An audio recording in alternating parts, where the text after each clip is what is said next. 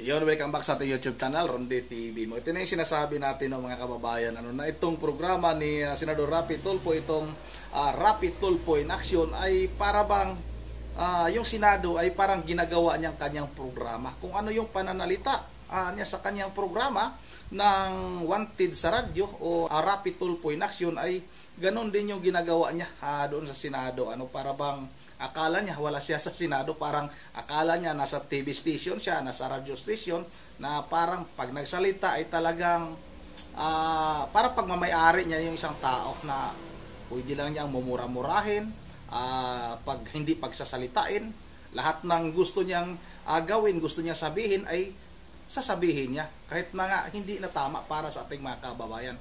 Yun ang ito na mga kababayan, sabay-sabay natin itong panoorin. Na talagang saksakan ng pagkasinungaling, ginawang parang kengkoy ang Senado. Pinaglalaruan. Lahat ng klaseng kasinungaling sinabi na para makalusot lang. And this is not the first time. Meron pa yung isa. Yung sa Tupada, may nahabol yung pulis na nag-race sa Bulacan. Tapos, hindi na nila makita. Napadaan sila sa isang kalsada. May sa beranda, may nakatayo na lalaki doon. Agad dinampot, pinasok yung bahay. Tapos sa loob ng CR may gumagamit. Sinipa yung CR. Gumagamit pa ng CR yung tao doon. Hinila, hinakot, 3, 4 ata. Ginala sa presinto. Opo. Ganon katindi. Bakit nangyari yon? Mahirap kasi. Yun dinampot nila. Gawin nyo yun sa mayaman. Hindi nyo kayang gawin yun. 101%. Kailangan nyo dumaan sa proseso. Kukuha kayo ng warrant, search warrant, i-case nyo pa, etc. Pag mahirap, walang warrant. So, sipahin lang pinto. Mahirap lang yan. Yun yung nasa kukote nito mga tarantang. Diba? Lalo itong bonnet gang. Bonnet gang. I'll take this personally. Really. Hindi ako titigil hanggat hindi ka maparusahan. Kahit saan tayo makarating. Bonnet kang tanda mo. Pati ikaw, PD. I will not stop hanggat saan tayo makarating. Ikaw, PD at saka Chief of Police dyan sa Bulacan na kung saan nangyari itong bonnet gang. I will not stop. Believe me, believe you. Kung hanggang saan tayo makarating, matira-matibay dito. And I will pursue lahat ng legal means na para may kalalagyan kayo. Tandaan niyo yan, PD. Yung ikaw, PD, dun sa hearing at ikaw yung Chief of Police. Tandaan niya. Colonel, during the last, when I interviewed you sa radio program ko, tinanong kita, bakit nagbobonet yung tao ninyo? Pakisagot nga ulit kung consistent ka. Yes, sir. Ang tanong na bakit, sir, ay hindi ko matandaan yan, sir. Kung hindi, ang tanong mo sa akin, sir, ay tama ba na magbonet yung mga pulis mo pagka perform ng duty o manghuli? Parang ganun, sir, yung natatandaan ko. And then sinagot ko yan, sir, ng hindi, sir. And then, sir, may pahabol ako doon dahil may pinahabol pa kayo na pwede din naman provided... Stop right there. You said hindi. Pakiready yung video. Now, huli ka. You said hindi. Yes, sir. Pakiready yung video. Okay. And then, go ahead. Yes, sir. And then, sir, sabi ko, pwede din naman provided na pagdating mo sa area is magpakita ka ng mukha mo, itaas mo yung bonnet mo kung may bonnet ka at magpakilala ka as No, sir. Yes, that was later on. Pero ang una mong sinabi, mainit kasi sa Bulacan, kaya nagbobonet kayo, maging ikaw, nagbobonet ka nga. Yun yung straight answer mo. And then, dumugtong ako ng tanong, saka sumagot, masama kung nakataas, kung nakababa, dapat nakataas. Dapat, Colonel, ang diretsong sagot agad mo doon, bawal ang bonnet, stop na, wala nang mainit. At ako nga nagbobonet. Ginagawa mong kengkoy ang PNP. Do not use the word mainit, kaya ka magbobonet.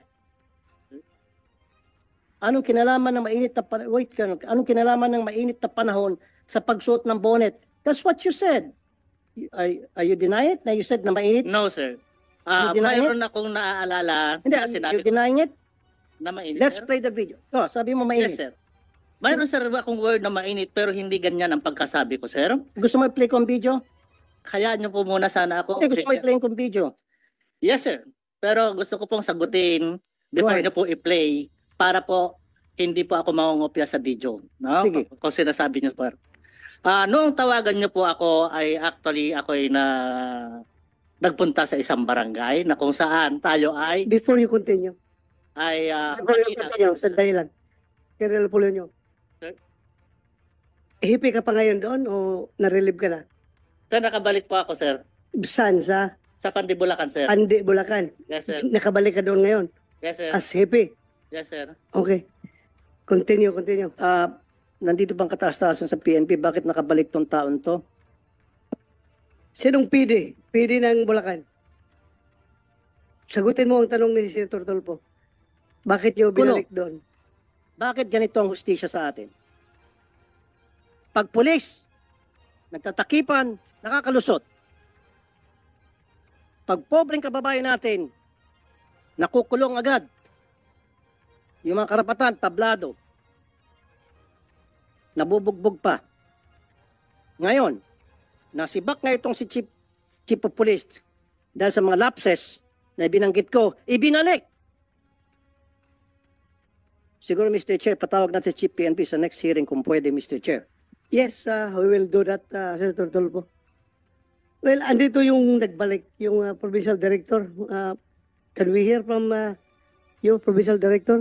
Bakit yung binalik? Sir, good afternoon. Naibalik namin, sir, based doon sa appreciation namin doon sa investigation that yung participation niya lang is yung sa radio interview na sinabi niya nga na nakabonet. So, with that, sir, yung appreciation namin, wala naman siyang kinalaman doon sa nangyari doon sa ground, kundi yung lang ang interview. So, ibinilik namin, sir. Yun lang yung recommendation namin, sir. And it was approved by the regional director, sir. Then, pwede ba natin patawag regional director?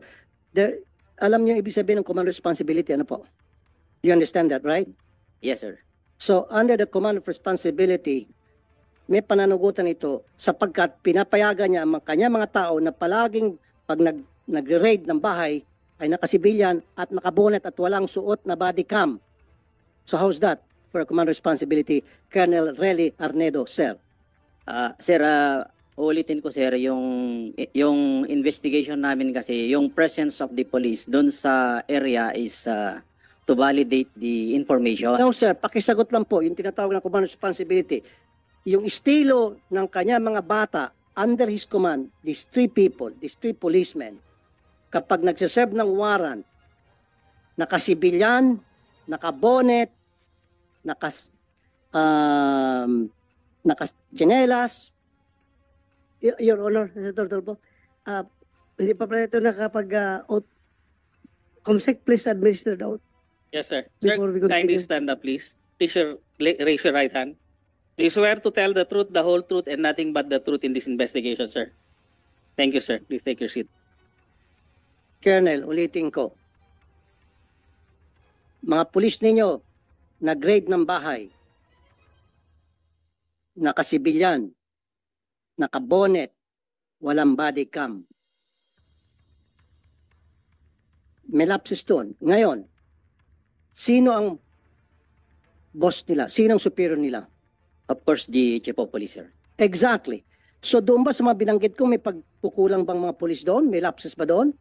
Sir, kung yung pagpunta nila doon, sir, is not part on the procedure. No, yung procedure po, yung procedure na sila ay nakabonet, walang body cam, nakasibilyan, hindi man lang nakasuot ng tsapa na pulis, kahit na sabihin natin wala ng warrant, at least man lang may ID na makikita ng pulis sila. Kaya nga nagkaroon ng komosyon eh. Kasi akala ng Camilon family, mga akyat bahay. But anyway, so yung procedure na yon, was the procedure violated? Yes or no lang? No, sir. No, sir. The procedure wasn't violated? Yes, sir. Yes. Pwede mag-raid ng walang body cam? Depende, sir, kasi hindi raid yung pinuntahan, sir. Kaya mag-serve ng warrant, walang body cam, okay lang na nakabonet? Pwede, sir, kung covert operation kasi yun, sir, yung nakita namin doon sa report. It is not a covert operation. They are trying to serve a warrant, Colonel Arnedo. Sir, walang warrant tong pumunta sila doon, sir, based doon sa... So wala silang warrant? Yes, sir. Okay, bingo. Nung last hearing, sabi niya walang warrant. Sinabi dito na merong warrant, na walang warrant. So kung walang warrant, you're saying it's a covert operation, but they're insisting na pahingan sila ng puntong hiringa. Wait a minute, Colonel, let me finish. Huli ka na. Baka pati ikaw, paparelieve ko. Yes, sir. Makinig ka. Yan ang hirap kay Senador Rapi Tulfo, ano? Talagang halos hindi ka makapagsalita. Yan yung napapansin nating mga kababayan, ano, na talagang itong si Senador Rapi Tulfo ay para bang lumalala yung kanyang kayabangan. Yung programa niya na Rapid Tulfo in Action, para bang dinadala niya sa Senado. Ganun yung kanyang ugali, ganun yung kanyang pinapakita diyan sa Senado. Kaya tama lang din siguro si Congressman Jing Paras yung pananawagan niya na dapat ihinto na ni Senador Rapid Tulfo yung kanyang programa. Ibigay na sa iba. Kayo mga kababayan, kayo na din yung bahalang humusga kung ano ba sa tingin nyo. Tama pa ba na ipatuloy ni Senador Rapid Tulfo yung kanyang programa sa kanyang Rapid Tulfo in Action sa Wanted sa radyo, o dapat dang itigil? Yun ang andito na lang muna at bago tayo magtatapos ay mag-shoutout muna tayo ulit. Shoutout kay Ma'am Virgin Ferradillos ng Pundan, Bulacan. Kay Ma'am Susan Sibinitsik, shoutout ha. Maraming salamat sa inyong patuloy na pagsubaybay. Kala ko nawala na ito si Ma'am Susan Sibinitsik dahil panahon pa ni Idol Big Wastomi Abili, subscriber na natin ito. Nung nabubuhay pa yung ating inidulong si Idol Big Wastomi Abili. Shoutout na rin kay City Saliha Baguhan, kay ito si Ma'am Virgin Ferrell. Napakatagal ko na rin itong taga-subaybay. Shoutout na rin kay Idisa Borby, kay Trabahador Mix Vlog. Sa lahat-lahat na lang, shoutout sa inyong lahat. Maraming salamat. At once again, this is Ronde TV mo. Ingat ng lahat. God bless bawat isa sa atin.